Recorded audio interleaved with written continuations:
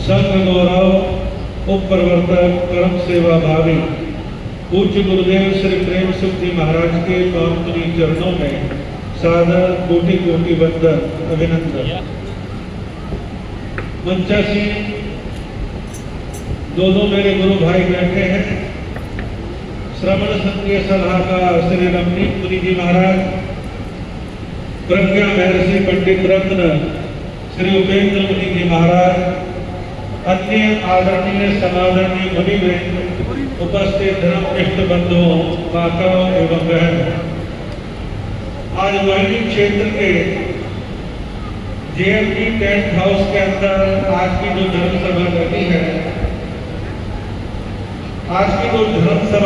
है, इसके प्रसंग को आप कई रूपों में सुन चुके हैं। आपके भी और मेरे भी कानों में राष्ट्र भक्ति के गीतों की धमक और प्रिंस जैन के गीतों के और तेज संगीत की धमक दिल दिमाग में घूम रही है।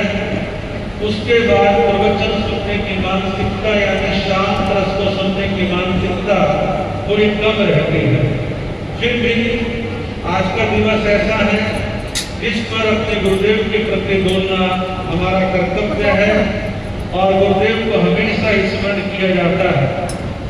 पूज्य गुरुदेव श्री प्रेम सुख जी महाराज, जिन्होंने ज्ञान की शिक्षा की नगरी वाराणसी के अंदर जन्म ग्रहण किया, क्षत्रिय कुल में जन्म लिया, बचपन बीता, वैराग्य का निमित्त संसार की नश्वरता, क्षण भंगुरता, ऐसी कुछ घटनाएं घटती हैं और वो किसी भी माध्यम से बाल ब्रह्मचारी स्वामी श्री भागवत जी महाराज के चरणों में पहुंचते हैं और वक्त आने पर जैन भागवती दीक्षा अंगीकार कर लेते हैं।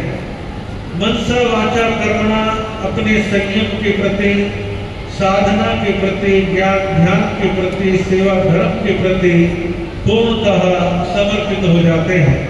मैं बहुत संक्षेप में बातें कह रहा हूँ, घटना इस बीच में बहुत सारी है और गुरुदेव ने संयम ग्रहण करने के पश्चात निरंतर अपनी आध्यात्मिक यात्रा को बहुत ऊंचाइयों पर पहुंचाने का काम किया। और मैं कह सकता हूँ साधु जीवन की जो विशेषताएं होती हैं, जो गुण होते हैं, जो खूबियां होती हैं, उस संकल्प को जीने का सार्थक प्रयास किया और अपने आप के जीवन को उन्होंने धन्य बनाया, जो सबके जीवन के लिए प्रेरणादायी है। अनेक प्रकार की सुंदर प्रेरणाएं पूज्य गुरुदेव के जीवन के अंदर समाहित है। वो जनता का कल्याण करने वाले सच्चे फकीर, सच्चे संत थे। मैंने देखा, युग ने देखा, दुनिया ने देखा कि दुनिया भर के दुर्व्यसनों का सेवन करने वाले लोगों से उन्होंने दुर्व्यसनों का त्याग करवाया। शराब पीने वालों की शराब छुड़वाई, अभक्ष का सेवन करने वाले जैनेतर लोगों के पक्षखान करवाए और गुरुदेव की ऐसी पुण्य प्रताप का प्रभाव था कि जिसको जो नियम दे दिया तो उसका भली प्रकार से पालन करता था। गुरुदेव ने अपने जीवन में हमेशा प्रमाद को जीतने का काम किया। मैंने उनको कभी भी प्रमाद में नहीं देखा। अप्रमत्त जीवन उन्होंने जिया। उत्तराधर्म सूत्र सहित आचरण सूत्र और अनेकों ग्रंथ बार बार साधु जीवन में चेतावनी देते कि हे साधक, प्रमाद को छोड़ और अप्रमाद में आ। गुरुदेव ने कभी प्रमाद नहीं किया, ना अनावश्यक नींद ली और न किसी प्रकार के जाप पाठ में आलस किया। अपने हर काम को समय पर करना, तो वो प्रमाद और निद्रा जयी थे और बड़े अप्रमत्त साधुता के जीवन को उन्होंने जिया। आज हमारे और आप सबके लिए एक ऐसा रस बड़ा प्रसिद्ध हो गया है जिसे हम कहते हैं निंदा रस, कि निंदा सुनने में मजा लेना, निंदा करवाने में इंटरेस्ट लेना। ये निंदा रस जगत विख्यात है वर्तमान में, इससे कोई अछूता जल्दी दिखाई नहीं देता। पूज्य गुरुदेव श्री प्रेम सुख जी महाराज, मैं इस बात का चश्मदीद गवाह हूं। मेरी नई दीक्षा हुई थी। एक भाई लगभग 100 पतली किताबें लेकर के आया, उसका बंडल दिया और कहा कि महाराज फला संत ने भेजा है और इसे आप बांट देना। गुरुदेव ने पैकेट खोला और एक किताब देखी। उस किताब में उत्तर भारत के ही बहुत बड़े संत के मामले में आलोचना, निंदा, बुराई ना जाने क्या क्या लिखा था। पूज्य गुरुदेव ने उस किताब को देखा, तुरंत पैकेट में बांध दिया और बांधने के बाद जिन संत की निंदा लिखी थी उनके खास भक्त आए और कहा कि सारा बंडल ले जा, इसको डिस्ट्रॉय कर दे, नष्ट कर दे, इसे बांटना नहीं है।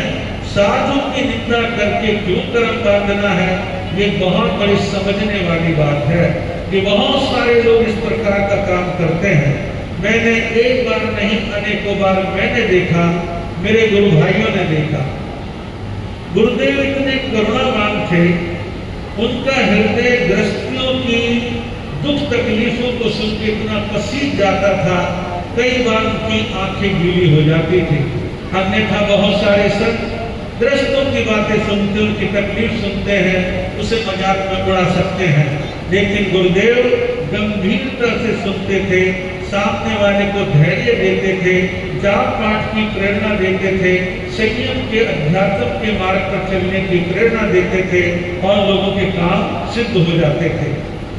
गुरुदेव के उपाय बड़े कमाल के होते थे।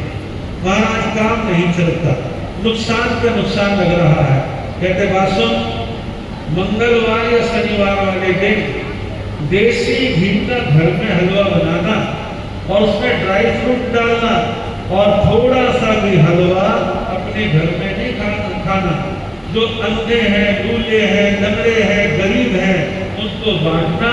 इतने सप्ताह कर ले, तेरा काम बन जाएगा। पता नहीं कहां से क्या जुगाड़ लगाते थे, सामने वाले के तो काम सुधरते चले जाते थे। बताओ, गरीबों का भला भी हो रहा है, सामने वाले के काम सिद्ध हो रहे हैं। गुरुदेव ने लोगों की समस्याओं के समाधान में कोई मिथ्यात्व के रास्ते नहीं बतलाए, धर्म का रास्ता बतलाते थे। देख, मेरे कहने से तू एक साल बिना नागा समाई कर दे, तेरे सारे काम सिद्ध हो जाएंगे। और लोग करते थे और काम सिद्ध हो जाते थे। और प्रेरणा क्या रहती थी? नवकार मंत्र का जाप कर, लोगस्ती माला से इस प्रकार का पाठ किया कर और धार्मिक समाधान बतलाते थे और लोगों की समस्याओं का समाधान होता था। आज पूज्य गुरुदेव की स्मृति में आज ही क्या अनेक वर्षों से अनुष्ठान चल रहा है ओम असीम आउसा नमः का, जो नमोकार मंत्र का बीज मंत्र है, सर्व कार्यों की सिद्धि का एक मंत्र है। और आपने इसको जपा, नवकार मंत्र को जपा, एक ही बात है, इसको नाम दिया गया विश्व शांति मंत्र। और ये विश्व शांति मंत्र जो है आज के समय की नीड है, आवश्यकता है। पूरी दुनिया में इस समय लगभग 8 देश एक दूसरे के ऊपर घातक हमले कर रहे हैं। टनों बारूद डाला जा रहा है और लोग मर रहे हैं, बच्चे मर रहे हैं, महिलाएं मर रही हैं। चाहे फिलिस्तीन में ले लें, चाहे यूक्रेन में ले लें, और के छोटे मोटे देशों में ले लें, और हमारे देश के बारे में भी हम लोग कुछ कहने लग गए हैं कि यहाँ भी लावा अंदर ही अंदर भड़क रहा है। और मैं तो कहूँगा, आज के जाप में हम सबकी ताकत यदि है तो हम सबको एक कामना भानी चाहिए, पूरी दुनिया में शांति हो, विश्व में शांति हो, कोई विश्व युद्ध ना हो। हम सबकी जवानों का आ रहा है, ऐसा लग रहा है 3rd वर्ल्ड वार, तीसरा विश्व होने वाला है। भगवान करे ना हो, शांति ही होनी चाहिए हमारे देश में भी और दुनिया में भी, अमन चैन हो। ऐसे जाप के लिए हमारी कामना तो यही है, इस प्रकार के कार्य हो। गुरुदेव के वचनों में सहज सिद्धि थी। आपने वचन सिद्ध कह ले, चमत्कारी कह ले, कोई भी नाम ले ले, लेकिन हम तीनों गुरु भाई इस बात के चश्मदीद गवाह हैं। एक नहीं अनेकों घटनाएं ऐसी घटते हमने देखी हैं। हम तो बोलते भी थे ना, इतना साहस था कि गुरुदेव के लोग आते थे, समाधान वो दिया करते थे, बातें बतलाते थे। और मेरे जैसा कई बार, मैं अपनी बतलाऊं, मेरे जैसा ज्ञान विज्ञान तर्क वितर्क को मानने वाला कहता, गुरु जी क्या कह गए कि सामने वाला व्यक्ति कह रहा है कि डॉक्टर ने अल्ट्रासाउंड में ये बतलाया है, डॉक्टर कह रहा है कि लड़की होगी और गुरुदेव कहते हैं डंके की चोट पे लड़का होगा। और मैं कहता क्या कहते, गुरु जी ने खुद कह रहा है, लेकिन कुछ समय के बाद समाचार मिलता कि वो मशीनों की रिपोर्ट, डॉक्टरों की घोषणा धरी रह जाती थी और गुरुदेव के वचन फलते थे। कई बार आदमी की आर्थिक स्थितियां बहुत कमजोर होती थी, कहते देख उस समय के अंदर अब माला माल हो जाएगा तो मैं लड़के से नाराज मत हुआ था, और मैं देखता था वही लड़का सबका चहेता बन जाता था, वही काम धंधे चलाने वाला बन जाता था। क्या जवाब में करामात थी, कमाल है गुरुदेव का। इस प्रकार गुरुदेव के जीवन की घटनाएं बहुत सारी हैं, लेकिन एक बार साधु जीवन का जो निष्कर्ष है वो है जीवन की संध्या, जीवन का अंतिम समय। गुरुदेव का अंतिम समय समाधि में था, और मैं तो करोड़बाग स्थानक में कुछ व्यवस्थाओं के लिए था।